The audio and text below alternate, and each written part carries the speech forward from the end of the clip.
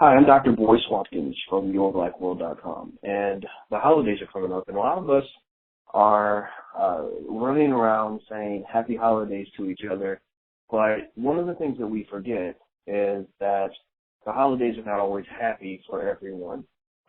Ironically, this morning, when I was speaking to one of my very good friends, Dr. Jennifer Caudle, I happened to get an email at the very same time from another friend of mine by the name of Terry Williams, who wrote a book called Black Pain. And in that book, Terry talks about the prevalence of depression in the Black community and why we don't talk about it and how it affects us during the holidays and all those things. So I became curious about the issue, and I wanted to interview my very good friend, Dr. Jennifer Caudle, on this issue of depression during the holidays. Now, just so you know, Jennifer does have the credentials. She is a family physician at UMDJ, which is the University of Medicine and Dentistry of New Jersey. She's also an assistant professor at that institution. And I've got Dr. Caudle on the line. How are you, Dr. Caudle? I'm good, Boyce. It's great to chat with you. Good, good. Well, you know, Dr. Caudle, I'm curious to hear your perspective as an expert on this issue. What comes to mind when you think about depression and the holidays and some of the things that a lot of us just don't know about what's going on with some of us? Sure. Well, you know, I think you brought up a really good point in your introduction, and this is something I see, too, as a family physician. I'll oftentimes walk into a room of a patient, you know, my next patient of the day, and I'll say happy and merry, which is my way of saying if you celebrate Hanukkah or Christmas, you know, happy to that. If you don't, merry this, merry that. And, you know, whether people celebrate the holidays or not, the holiday season is around us. And this time of the year is often a very happy, joyous time for many people. But what I've come to realize is that it's not that way for everyone. I actually just had a patient this week I went in to see, and I knew she celebrated Christmas. I said, Merry Christmas to you and Happy Holidays. And she said, well, you know, this is the worst time of year for me. And I said, why?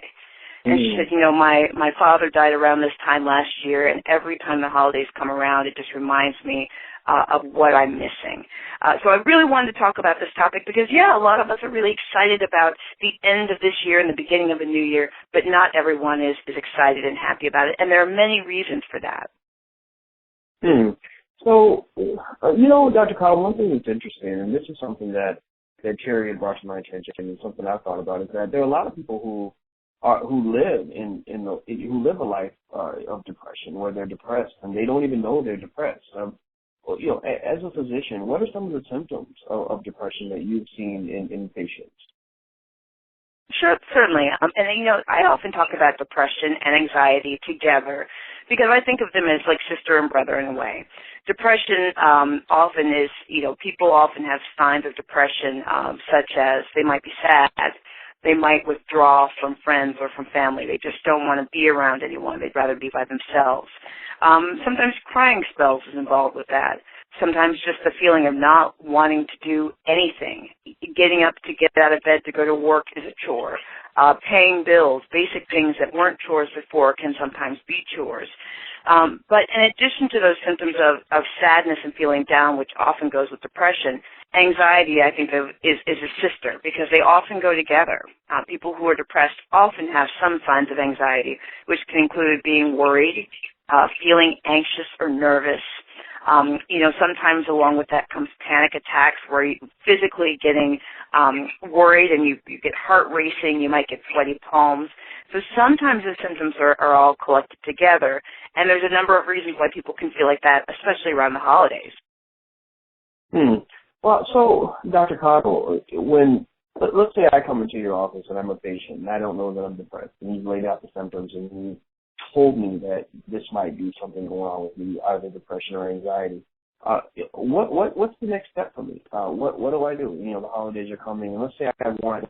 Well, I think that's a great question. I think the first thing is to identifying, you know, we're talking specifically about depression, anxiety during the holiday season because this is a specific time of year for many people where it comes out where they may not feel these symptoms any other time.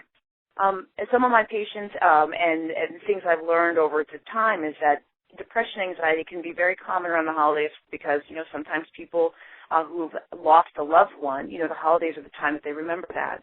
Right now, the economy is in flux. There are many people who have job stresses. The holidays are a time when financial stress often comes out because there's gift giving and there's Christmas parties and things like that.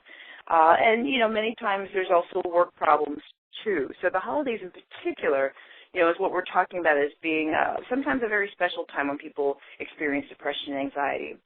But the tips I have for that, first of all, I think it's really important for patients and people to avoid the triggers.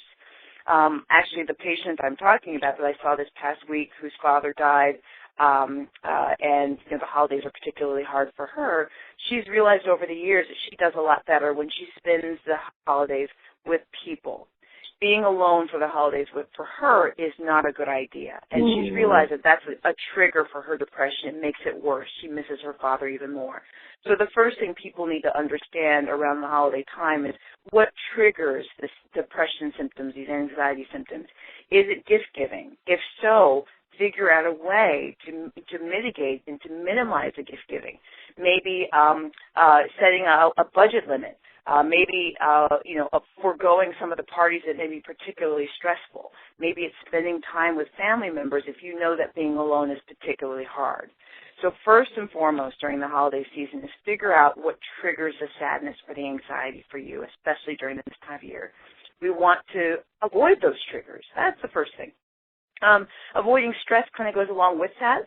This is a time for hype, getting really caught up. Avoid those stressful endeavors. I mentioned in the holiday parties or whatever it is that makes you particularly stressed.